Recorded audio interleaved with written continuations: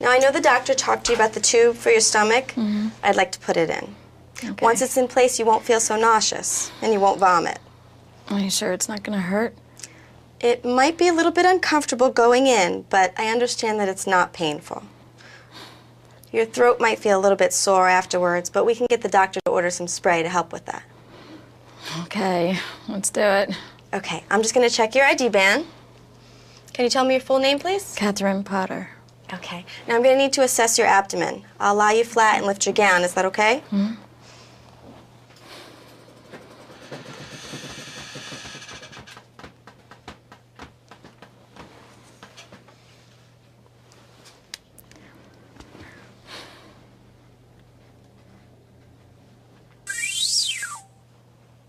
Okay. Now I'm just going to sit you all the way up. Okay.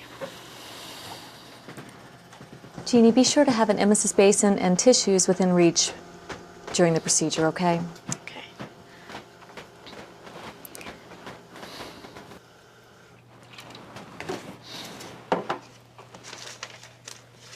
Okay, what I'm going to need you to do is close one nostril and then the other. Tell me which one it's easier to breathe out of.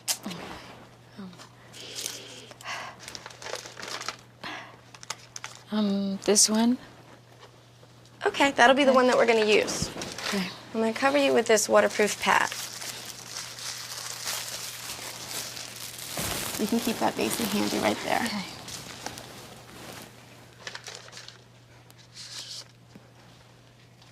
Okay, I'm going to measure to see how much tubing we need. Go from the nose to the earlobe, and then down to the, Xiphoid process.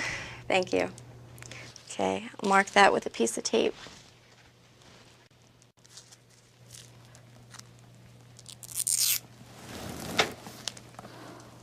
Okay.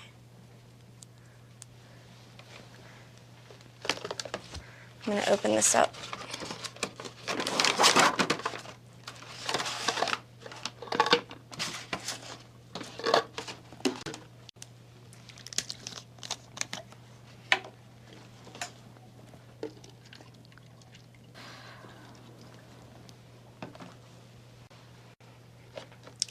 I'm going to put my gloves on.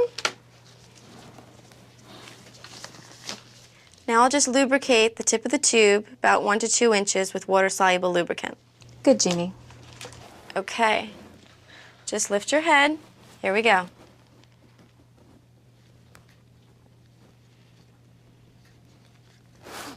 Okay. Just put your chin to your chest and swallow the water. It'll help pass it down. Oh. Very good. Now keep advancing the tube.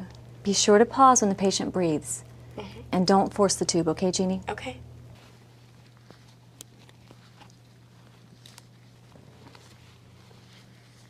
Okay, we're at the tape marking. Now I'll just check. You can relax. I'll just check to make sure that it's in the stomach. I'll hold that. Thank you. I'm going to aspirate a small amount of stomach contents. What are you looking for, Jeannie? Well, I'm assessing color and consistency. Gastric fluid can be green with particles, brown if old blood is present, or clear to straw-colored. This looks normal. What other ways can you check if the tube is in the stomach, Jeannie? There are 2 other ways to check. You can measure the pH of aspirated fluid using the pH paper or a meter. Now, stomach contents have a range of 0 to 4. The other way is to obtain a radiograph or X-ray to confirm placement. A physician's order is required to obtain this film. Okay, I'm going to take this tape off here. Not hurting you, am I? Oh, it's okay.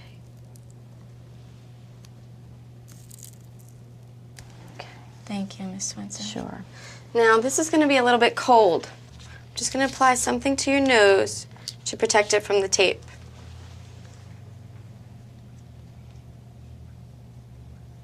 All right, I'll let that dry.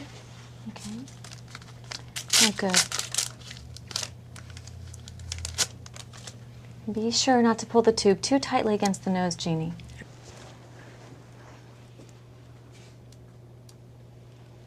There we go. Thank you.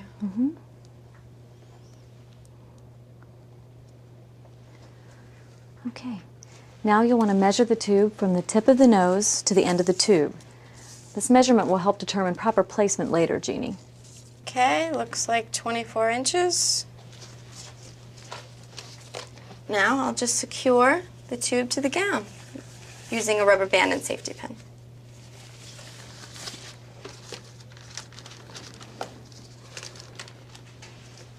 I'll be sure to put the air vent above the level of the stomach.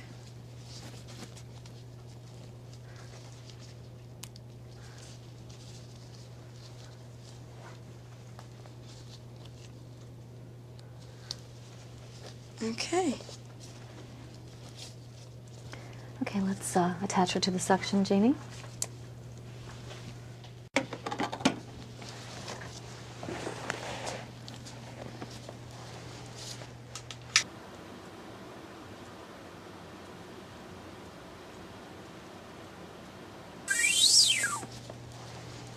All right, Mrs. Potter, you did great. What a relief. Wasn't so bad. It was uncomfortable and unpleasant, but just for a short time. Well, I'm glad to hear it wasn't too bad. I'm going to help Mrs. Potter with oral hygiene now. Okay. Very nice job, Jeannie. Now, when you document the procedure, you have to include a couple of things. The type and size of tube used, the nair used for insertion, the measurement of the exposed tube, the characteristics of the drainage in the tube, and the patient's response to the procedure. No problem. Okay? Thank you, Mrs. Potter. Thank you. Is it okay if I brush, or would you rather do it yourself? I can do it. Okay.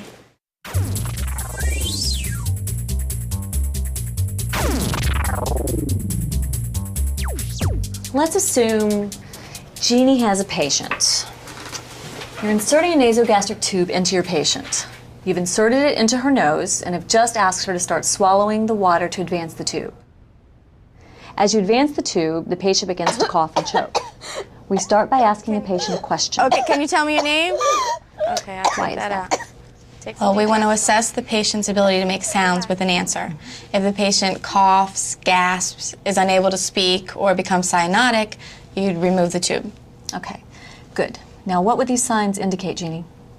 It would indicate that the tube is in the patient's airway and not the esophagus. And once you've removed the tube, assess the patient's respiratory status and check her vital signs. Right, and allow her ample time to recover. Exactly. And if the symptoms continue after the tube is removed, notify the primary care provider. Now, what happens after the patient recovers?